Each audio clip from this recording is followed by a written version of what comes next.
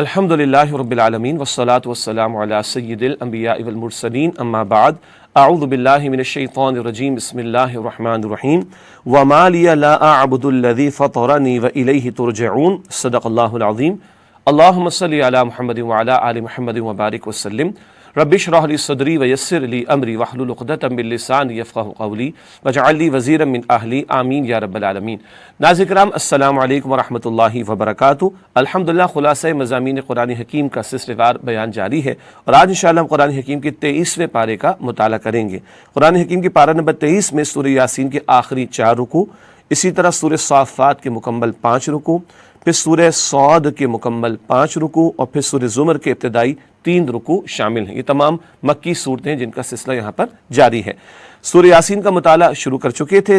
23 پارے کے آغاز میں رکوع نمبر 2 ہے اور آیات 13 تا 32 یہ اس رکوع کی آیات ہیں کہ جو یہ رکوع 23 رکوع میں آ کر 23 پارے میں آ کر مکمل ہوتا ہے۔ ماضی کی سبق آموز داستان رسالت کے حوالے سے اللہ تعالیٰ نے یہاں پہ تذکرہ عطا فرمایا اور ایک سبق آموز داستان عطا فرمائی۔ ایک بستی میں اللہ تعالیٰ نے 3 رسولوں کو بھیجا اور ان لوگوں نے رسولوں کی رسالت کا یہ کہہ کر انکار کر دیا کہ تم لوگ تو ہماری طرح کے انسان ہو، کوئی انسان رسول نہیں ہو سکتا۔ پیغمبروں نے ان کو یقین دلایا کہ وہ اللہ کے رسول ہیں، البتہ بتا دیں کہ رسولوں کا کام منوانا نہیں ہے، جبراً بات کو پہنچانا ہے۔ اور قوموں نے کہا کہ تمہاری آمد کے بعد تو ہم پر مصائب آ رہے ہیں، اگر تم باز نہ آئے تبلیغ سے تو ہم تمہیں سنگسار کر دیں گے۔ پیغمبروں نے فرمایا کہ دیکھو یہ تم پر آنے والے مصائب تو تمہاری اپنے شامت اعمال کا نتیجہ ہے، تمہارے اپنے گناہوں کا نتیجہ ہے۔ اس دوران میں کہ جب یہ کشاکش کا سلسلہ جاری تھا، ایک بندہ مومن آیا اور اس نے پیغمبروں کی بات کی تائید کی اور اپنی قوم سے کہا کہ دیکھو اللہ تعالیٰ کی بندگی اختیار کرو جس نے ہمیں پیدا کیا اور جو ہر مشکل کو آسان فرماتا ہے، جو ہم سب کا رب ہے، اس کی عبادت کرو۔ یہ پیغمبر اتنے اچھے لوگ ہیں، تم سے کوئی اجر نہیں مانگتے، ان کے کردار کو دیکھو کتنا عمدہ کردار ہے، تو یہ تو سچی بات کرتے ہیں، دعوت توحید ان کی قبول کی جائے۔ لیکن قوم نے اس بات کو قبول نہ کیا بلکہ اس بندہ مومن کو شہید کر دیا اور سیدھا اس کو جنت میں داخل کر دیا گیا۔ شہید کے لیے تو جنت کا معاملہ ہے، برزخ کا معاملہ بھی نہیں، مراد ہے کہ فوراً جنت میں داخل کر دیے جاتے ہیں اور وہاں کی نعمتوں سے ان کو استفادے کا موقع ملتا ہے۔ وہ بندہ جو شہید کر دیا گیا ادھر پہنچ کر تمنا کر رہا ہے کاش پیچھے لوگوں کو معلوم ہو جائے میرے رب نے میرا کیسا اعزاز اور اکرام کیا اور کاش کے لوگ حق کو قبول کر لیں۔ اس کے بعد اس نافرمان قوم پر اللہ تعالیٰ نے ایک عذاب مسلط کیا، ایک زوردار چیخ، ایک زوردار دھماکہ ان پر مسلط کیا گیا اور یہ سارے کے سارے برباد کر دیے گئے اور جلی ہوئی راکھ کی طرح بجھ کر بالکل خاموش ہو گئے۔ اس کے بعد رکوع نمبر 3 ہے سورہ یاسین کا، آیات 33 تا 50 اللہ تعالیٰ کی قدرتیں اور احسانات۔ بڑا خوبصورت بیان ہے توحید کے دلائل کے بیان کے اعتبار سے۔ یہاں اللہ تعالیٰ نے ذکر فرمایا کہ مردہ زمین کو اللہ تعالیٰ ہی بارش برسا کر زندگی عطا کرتا ہے، اس سے اناج و پھل تمہیں میسر آتے ہیں، پانی کے چشمے ابلتے ہیں۔ اللہ تعالیٰ نے ہر شے کا جوڑا بنایا، رات اور دن، سورج اور چاند جوڑے کی نسبت آپس میں رکھتے ہیں۔ اسی طرح سورج دن میں اپنی رعنائیاں دکھاتا ہے اور چاند رات کو رونق بخشتا ہے۔ اسی طریقے پر اللہ تعالیٰ نے سورج کے لیے، چاند کے لیے ایک نظام متعین فرمایا۔ یہ سب اللہ تعالیٰ کی قدرت کی نشانیاں۔ اللہ تعالیٰ نے سواریوں کو بھی جوڑے کی صورت میں بنایا، کشتیاں اور جہاز پانی میں اور بار برداری کے جانور خشکی پر رواں دواں ہیں۔ پھر آج کل کی سواریاں بھی اللہ تعالیٰ ہی نے عطا فرمائی، ساری سواریاں دینے والا کون؟ اللہ سبحانہ و تعالیٰ۔ لیکن اکثر لوگوں کا معاملہ کیا ہے کہ وہ اللہ تعالیٰ کی نعمتوں کی قدر نہیں کرتے بلکہ ناشکری کی روش اختیار کرتے ہیں۔ جب کہا جاتا ہے کہ ضرورت مندوں کی مدد کرو تو مشرکین میں سے کچھ لوگ اور ہر دھرم قسم کے لوگ کہتے ہیں کہ جن کو اللہ تعالیٰ نے محروم کر رکھا ہم کیوں کھلائیں ان کو، اللہ خود چاہے گا تو کھلا دے گا، استغفر اللہ۔ یہ اخلاقی گراوٹ کی انتہا پر یہ لوگ پہنچے ہوئے تھے۔ تنزیہ طور پر پوچھتے تھے کہ بتاؤ آخرت کا وعدہ کب پورا ہوگا؟ بتایا گیا کہ اصل میں ایسی شدید پکڑ کے انتظار میں یہ لوگ ہیں جو پکڑ انہیں اچانک دبوچ لے گی اور اس وقت کوئی ان کے پاس موقع نہیں ہوگا کہ کوئی وصیت کر سکے یا اپنے لوگوں کی طرف لوٹ کر جا سکے۔ یہ ان کو بڑا سخت جواب اللہ کی طرف سے دیا گیا۔ رکوع نمبر 4 ہے سورہ یاسین کی آیات 51 تا 67۔ روز قیامت کیا ہوگا؟ قیامت کے منظر کا بیان ہے۔ بتایا کہ سور پھونکا جائے گا، تمام مردے زندہ ہو کر میدان حشر میں جمع ہوں گے، اس کی طرف دوڑنے لگیں گے، سب اللہ کے حضور پیش ہوں گے۔ مجرم کہیں گے کس نے ہمیں اٹھا ڈالا؟ جواب دیا جائے گا یہ وہ قیامت ہے جس سے رسول نے خبردار کیا تھا۔ ہر انسان کو اس کے اعمال کے مطابق بدلہ دیا جائے گا۔ نیک لوگوں کا حسین انجام بیان ہوا کہ وہ اپنی دلچسپیوں میں مگن ہوں گے، جنت کی نعمتوں سے فائدہ اٹھائیں گے اور بہت بہت بڑی نعمت کیا ہے؟ سلام قولا من رب الرحیم۔ سبحان اللہ، رب رحیم کی طرف سے بندوں کو سلام کہا جائے گا۔ کیا بندہ اور رب کائنات کی شان کریمی کا معاملہ۔ اللہ تعالیٰ ہم سب کو جنت الفردوس عطا فرمائے۔ مجرمین کو شرم دلائی جائے گی کہ تو ان لوگوں نے شیطان کی عبادت اختیار کی، یعنی اس کی بات کو مانا اور اللہ تعالیٰ کے احکامات کی خلاف ورزی کا معاملہ کیا۔ بتایا گیا کہ تمہیں تو حکم دیا گیا تھا کہ اللہ تعالیٰ ہی کی بندگی کرنا اور اس کے راستے کو اختیار کرنا، لیکن تم تو شیطان کے راستے پر چلتے رہے۔ آج مجرمین کا معاملہ کیا ہوگا؟ ان کے ہاتھ اور پاؤں ان کے خلاف گواہی دیں گے۔ اللہ اکبر! دنیا میں اللہ تعالیٰ نے پردہ ڈالا ہوا ہے، لیکن کل یہ ہاتھ پیر، یہ اعضائے جسمانی بندوں کے اعمال کے خلاف گواہی دیں گے۔ اللہ تعالیٰ ہم سب کے حساب کو آسان فرمائے۔ اس کے بعد رکوع نمبر 5 ہے سورہ یاسین کی آیات 68 تا 83، آخری رکوع ہے۔ کیا اللہ بوسیدہ ہڈیوں کو زندہ کر سکتا ہے؟ ایک سوال اٹھا، ایک مشرک ایک ہڈی لے کر آیا نبی علیہ السلام کے پاس، کسی قبر میں سے پھونک ماری، بتاؤ کون اس کو زندگی دے گا؟ اللہ کے پیارے نبی علیہ السلام سے کہلوایا گیا وہ اللہ کے جس نے پہلی مرتبہ پیدا فرمایا تو وہی اس کو دوبارہ زندگی دے گا۔ اس رکوع میں یہ بھی بتایا گیا قرآن شاعری نہیں ہے، بلکہ اصل حقائق جو کائنات کے ان کو بیان کرتا ہے۔ شعراء تو قول و فعل کے تضاد کے بھی حامل ہوتے ہیں اور ادھر ادھر کی باتیں بھی کر لیتے ہیں، یہ تو کائنات کے حقائق کی بیان کرنے والی کتاب ہے۔ اللہ سبحانہ وتعالیٰ نے جو محمد مصطفیٰ صلی اللہ علیہ وسلم کو عطا فرمائی، فرمایا کہ جس کی روح اور بیدار ہو، ضمیر زندہ ہو، وہ قرآن سے فائدہ اٹھا سکتا ہے۔ انسانوں کے لیے اللہ تعالیٰ کی ایک بہت بڑی نعمت چوپایوں کی صورت میں ہے۔ انسان انہیں سواری کے طور پر، بار برداری کے طور پر بھی استعمال کرتا ہے۔ ان کے گوشت سے، دودھ سے، کھالوں سے اور دیگر چیزیں بھی جانوروں میں ہیں، ان سے فائدہ اٹھاتا ہے۔ البتہ اللہ تعالیٰ نے ان چوپایوں کو پیدا کیا، بندے مالک بنے بیٹھے، بندے کہتے ہیں میری اونرشپ ہے، حالانکہ بھائی اصل اونر کون ہے؟ اللہ سبحانہ و تعالی۔ بہرحال یہاں پہ پھر وہ ذکر اب آیا ہے کہ وہ مردہ کو زندہ کرنے والا کون ہے؟ اللہ سبحانہ و تعالی، جس سے پہلی مرتبہ پیدا کیا، وہ قادر ہے کہ دوبارہ بھی زندگی عطا فرما دے۔ اس وسیع اور اس کائنات کو بنانے والا خالق اللہ سبحانہ و تعالی انسانوں کو دوبارہ پیدا فرمائے گا، اور اللہ کی شان کیا ہے؟ جب وہ کسی بات کا ارادہ کرتا ہے تو فرماتا ہے کہ ہو جا، کن فیکون، اور وہ کام ہو جاتا ہے۔ اس کے بعد سورۃ الصافات کا ہم مطالعہ شروع کر رہے ہیں۔ ایمان کے موضوع پر عظیم سورہ مبارکہ، ایمان کے تعلق سے بڑے خوبصورت دلائل یہاں پر بیان کیے گئے، اور انبیاء رسول کے واقعات کا تذکرہ کر کے بھی اہل ایمان کے ایمان کی آبیاری کا سامان کیا گیا ہے۔ پہلا رکوع ہے آیات 1 تا 21، تعلیمات وحی کا حاصل عقیدہ توحید۔ تمام الہامی کتب، تمام الہامی تعلیمات کا بنیادی حاصل کیا ہے؟ توحید کا عقیدہ۔ پہلے رکوع میں یہاں بتایا گیا کہ جب وحی کا نزول ہوتا تو شیاطین جن وحی کی سنگن لینے کی کوشش کرتے، البتہ ان کو اس سے روکا گیا، اور محافظ فرشتے انہیں مار بھگاتے تھے، اور پوری حفاظت سے وحی نبی مکرم علیہ السلام پر نازل کی گئی، اور اگر کوئی شیطان یعنی جنات میں سے سنگن لینے کی کوشش کرتا تو اس کو شہاب ثاقب مارے جاتے۔ بتایا گیا کہ تمام وحی کی تعلیم کا حاصل اور لب لباب کیا ہے؟ معبود برحق صرف اللہ سبحانہ و تعالی ہے۔ اسی نے اس وسیع اور عریض کائنات کو بنایا، انسان کو گارے سے بنایا، وہی مرنے کے بعد انسانوں کو دوبارہ زندگی عطا فرمائے گا، لیکن ہر دھرم قسم کے لوگ اس کو تسلیم نہیں کرتے، اور مرنے کے بعد کی زندگی پر ان کا ایمان نہیں ہے۔ کہنے لگے کہ کون ہمیں مرنے کے بعد زندگی دے گا، اور ہمارے باپ دادا کو بتایا گیا کہ یہ عمل ہو کر رہے گا۔ اللہ سبحانہ ایک مرتبہ ہی سور پھونکنے کا اعلان فرمائے گا، یعنی سور پھونکا جائے گا اور تمام لوگ زندہ ہو کر اپنے رب کی بارگاہ میں عاجزی کے ساتھ پیش ہو جائیں گے۔ سور ایک سے زائد مرتبہ پھونکا جائے گا، یہ اس بات کا بیان کہ قیام رب العالمین، اپنے رب کے سامنے سب لوگ پیش کر دیے جائیں گے۔ رکوع نمبر 2 ہے سورہ صافات کا، آیات 22 تا 74، روز قیامت برا اور اچھا انجام، اس کا تذکرہ یہاں پر ہے۔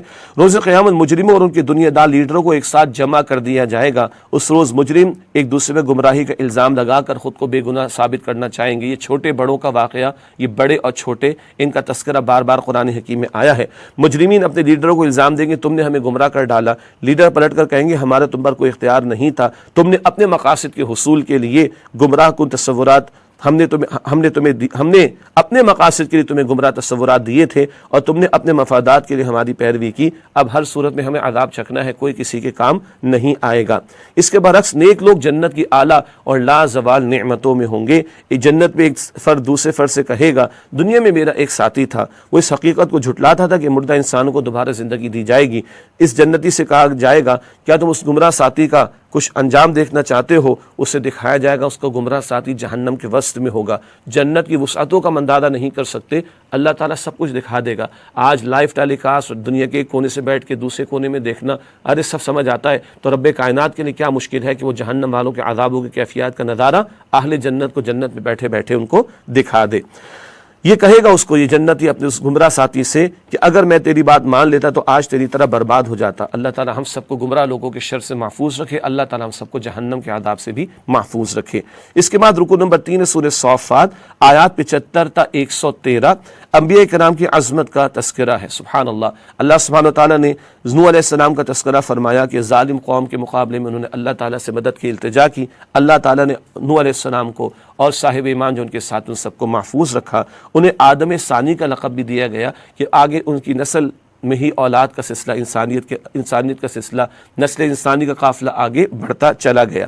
ابراہیم علیہ السلام کا تذکرہ ہے کہ وہ بت شکن جوان مرد تھے، پوری قوم کے مقابلے میں کھڑے ہو گئے اور بتوں کو پاش پاش کر ڈالا اور ان کو دہکتی ہوئی آگ میں ظالموں نے ڈالنے کی کوشش کی، اللہ تعالیٰ نے ان کی حفاظت فرمائی اور اس آگ کو ان کے لیے گلزار بنا دیا۔ ابراہیم علیہ السلام نے اللہ کے بھروسے پر ہجرت کی اور مختلف مقامات پر جا کر توحید کی دعوت کا سلسلہ جاری رکھا۔ بڑھاپے میں انہوں نے اللہ سے دعا کی تھی، بڑھاپے میں اللہ سبحانہ وتعالیٰ ان کو اسماعیل علیہ السلام عطا فرمائے، اور اسماعیل علیہ السلام بڑے ہی پیارے فرزند تھے۔ اللہ تعالیٰ نے پھر والد کے مشن میں ان کو شامل بھی کیا ہے، اور ایک وقت آیا کہ اللہ سبحانہ وتعالیٰ نے اور عظیم امتحان کا فیصلہ فرمایا۔ ابراہیم علیہ السلام کو خواب میں دکھایا گیا، اپنے بیٹے کو وہ ذبح کر رہے ہیں اپنے ہاتھ سے۔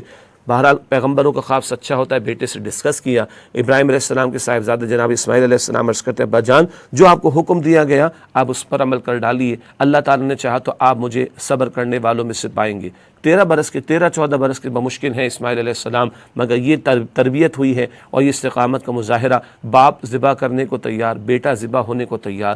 اللہ اکبر، اللہ کا حکم، اللہ اکبر، سب سے بڑی بات ہے۔ اللہ تعالیٰ نے یہ ادا پسند فرما لی اور جنت کا ایک مرینڈا آ گیا۔ اسماعیل علیہ السلام کے گلے پہ چھری نہ پھری، لیکن اس عمل کو قیامت تک کے لیے جاری کر دیا۔ ہم جو عید الاضحیٰ پر قربانیاں کرتے ہیں وہ سنت ابراہیمی کی یاد ہی میں کر رہے ہوتے ہیں۔ بتا دیا گیا کہ اللہ کے خاطر اپنی محبوب ترین شے کو بھی پیش کرنے کے لیے تیار رہنا چاہیے۔ اس کے بعد اللہ تعالیٰ نے اسحاق علیہ السلام کی ولادت کی بھی بشارت عطا فرمائی۔ اسحاق علیہ السلام اپنے والد اور بڑے بھائی کی طرح یعنی اسماعیل علیہ السلام کی طرح انتہائی نیک اور پارسا تھے۔ اس کے بعد رکوع نمبر 4 ہے سورہ صافات آیات 114 تا 138 انبیاء کرام علیہ السلام پر عنایات ربانی، انبیاء علیہ السلام اللہ کے چنے ہوئے بندے، ان پر اللہ تعالیٰ کی نعمتوں کا سلسلہ مستقل جاری رہا۔ حضرت موسیٰ علیہ السلام اور حضرت ہارون علیہ السلام اور ان کی قوم کو آل فرعون کے ظلم و ستم سے اللہ تعالیٰ نے نجات عطا فرمائی اور تورات جیسی عظیم کتاب عطا فرمائی حضرت موسیٰ علیہ السلام کو رہنمائی کے لیے۔ حضرت الیاس علیہ السلام کی دعوت کو جھٹلانے والی قوم کو اللہ تعالیٰ نے ہلاک کیا اور تا قیامت ان کے ذکر خیر کو، الیاس علیہ السلام کے ذکر خیر کو اللہ تعالیٰ نے زبانوں پر جاری کر دیا۔ حضرت لوط علیہ السلام ان کے اہل ایمان گھر والوں کو محفوظ رکھا گیا اور ان کی بیوی سمیت پوری نافرمان قوم کو عذاب سے دوچار کیا گیا۔ اس کے بعد رکوع نمبر 5 ہے آیات 139 تا 182 سورہ صافات، حضرت یونس علیہ السلام کے لیے بخشش اور کرم کا معاملہ۔ سبحان اللہ، حضرت یونس علیہ السلام اپنی قوم کو چھوڑ کر چلے گئے تھے، راستے میں ان کے ایک امتحان سے گزارا گیا اور ایک سمندری سفر کے دوران ایک مچھلی کے پیٹ میں چلے گئے۔ مچھلی کے پیٹ میں اللہ تعالیٰ نے ان کی حفاظت فرمائی اور مچھلی نے اللہ تعالیٰ نے ان کو محفوظ رکھا اور وہ اللہ تعالیٰ کے حضور تسبیح کرتے رہے، اللہ کے حضور التجا کرتے رہے۔ مشہور آیت سورہ انبیاء میں آتی ہے، لا الہ الا انت سبحانک انی کنت من الظالمین۔ اللہ تعالیٰ نے ان کی فریاد بھی سنی اور مچھلی کو حکم ہوا تو مچھلی نے ان کو خشکی کے مقام پر اگل دیا۔ اللہ تعالیٰ نے بیل کے پھل کے ذریعے ان کے زخمی جسم کو ٹھیک کر دیا، صحت عطا فرما دی، سایہ عطا فرما دیا، غذا کا اہتمام فرما دیا۔ پھر وہ قوم جن کو چھوڑ کر چلے گئے تو ان کی طرف واپس حضرت یونس علیہ السلام کی تشکیل کا معاملہ ہوا اور وہ قوم صدق دل سے ایمان بھی لے آئی تھی۔ یہ واحد قوم تھی جس پر آئے ہوئے عذاب کو اللہ نے ٹال دیا تھا۔ جب ان کو احساس ہوا تو اس قوم نے اللہ کے حضور سچی توبہ کر لی تھی۔ ایک مدت تک اللہ تعالیٰ نے اس قوم کو اپنی نعمت اور برکتوں سے نوازا۔ مشرکین مکہ کے باطل عقائد اور شرکی عقائد کا اس مقام پر رد کیا گیا کہ انہوں نے فرشتوں کو معاذ اللہ تعالیٰ کی بیٹیاں قرار دیا تھا، معاذ اللہ ثم معاذ اللہ۔ اللہ تعالیٰ کا اعلان ہے سورت کے اختتام پر کہ اللہ تعالیٰ نے اپنے رسولوں کے لیے طے کر دیا کہ ان کی مدد کی جائے گی اور وہ غالب آئیں گے اور ان کی دشمن قومیں ہلاک کر دی جائیں گی۔ اس کے آخر میں اللہ سبحانہ وتعالیٰ نے مشہور وہ الفاظ عطا فرمائے، سبحان ربک رب العزت عما یصفون وسلام علی المرسلین والحمد للہ رب العالمین۔ اس کے بعد سورہ صاد ہے 23ویں پارے میں تزکیہ نفس کے لیے مؤثر یاد دہانی۔ بڑے پیارے موضوعات اللہ تعالیٰ نے یہاں پر عطا فرمائے، تزکیہ نفس کے اعتبار سے، روحانی ترقی کے اعتبار سے بھی۔ پہلا رکوع ہے آیات 1 تا 14 مشرکین مکہ کا گستاخانہ طرز عمل۔ بتایا گیا کہ قرآن ایک مؤثر یاد دہانی ہے، البتہ مشرکین مکہ اس سے ہدایت حاصل نہیں کر سکیں گے، کیوں؟ وہ تکبر اور نفس پرستی کی انتہا پر آ گئے ہیں۔ جہاں تکبر ہوگا، تعصب ہوگا، ہم پڑھتے آئے ہیں، وہاں بندہ جو ہے وہ ہدایت سے محروم رہے گا۔ توحید کے تصور پر یہ لوگ شبہات پیش کرتے ہیں، نبی اکرم علیہ الصلوۃ والسلام پر جھوٹے الزامات لگاتے ہیں، معاذ اللہ آپ کو جادوگر اور جھوٹا کہتے ہیں، معاذ اللہ آپ کی کمزور معاشی کیفیت کا مذاق اڑاتے، کوئی سردار ملتا اللہ تعالیٰ کو، اللہ تعالیٰ کسی سردار کو نبوت عطا فرماتا۔ اللہ تعالیٰ کی طرف سے گستاخیوں کا یہ جواب دیا گیا کہ کائنات پہ اختیارات مشرکین کے ہاتھ میں نہیں ہیں کہ وہ فیصلہ کریں کہ نبوت اور رسالت پر کس نے فائز ہونا ہے، یہ اختیار تو اللہ سبحانہ و تعالیٰ کا ہے۔ بالآخر یہ اپنی گستاخیوں کا وبال چکھیں گے، اور اگر یہ باز نہیں آئیں گے تو ان کا انجام بھی پچھلی اقوام کی طرح ہوگا جن کا تذکرہ بار بار قرآن میں آیا ہے۔ رکن نمبر 2 ہے آیات 15 تا 26 سورہ صاد۔ اللہ تعالیٰ کا فضل حضرت داؤد علیہ السلام پر۔ اللہ تعالیٰ نے داؤد علیہ السلام کو مستحکم بادشاہت عطا فرمائی، حکمت و دانائی عطا فرمائی، خیر کثیر سے نوازا، گفتگو کا عمدہ انداز عطا فرمایا، خوبصورت آواز ان کو عطا فرمائی، نبوت سے ان کو سرفراز فرمایا۔ انہوں نے اپنے لیے کچھ اوقات متعین کر رکھے تھے سلطنت کے امور چلانے کے لیے، لوگوں کے معاملات نمٹانے کے لیے، اللہ کے حضور لو لگانے کے لیے، اللہ سے التجا کرنے کے لیے، راز و نیاز کی باتیں کرنے کے لیے کچھ خاص انہوں نے اوقات متعین کر رکھے تھے۔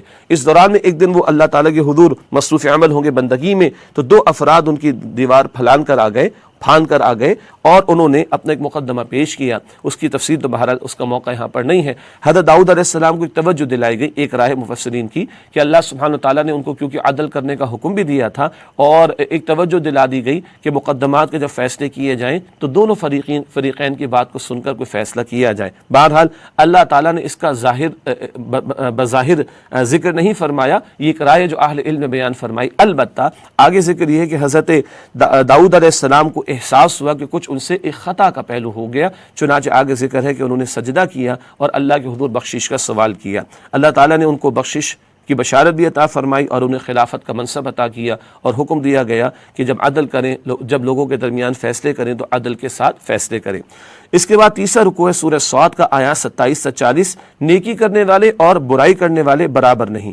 بتایا گیا کہ ہر شے کی تخلیق با مقصد ہے اور وہ اللہ تعالیٰ کی اطاعت کر رہی ہے، کائنات کا ذرہ ذرہ اللہ تعالیٰ کی توحید کے دلائل پیش کر رہا ہے۔ انسانوں کو بھی حکم ہے کہ اللہ تعالیٰ کی فرما برداری اختیار کریں۔ اللہ کے فرما بردار اور اللہ تعالیٰ کے نافرمان برابر نہیں ہو سکتے۔ فرما برداروں کے لیے نعمتیں اور نافرمانوں کے لیے عذاب کی وعید ہے۔ اس کے بعد بتایا گیا کہ قرآن حکیم اس لیے نازل کیا گیا لیدبروا آیاتہ ولیتذکر اولو الالباب، تاکہ لوگ اس میں غور و فکر کریں اور عقل مند لوگ اس سے نصیحت حاصل کریں۔ یہ صرف ثواب کی کتاب نہیں ہے، یہ ہدایت کی کتاب ہے، غور و فکر کر کے رہنمائی لے کر اس کے تقاضوں پر عمل کرنے کی دعوت دی گئی ہے۔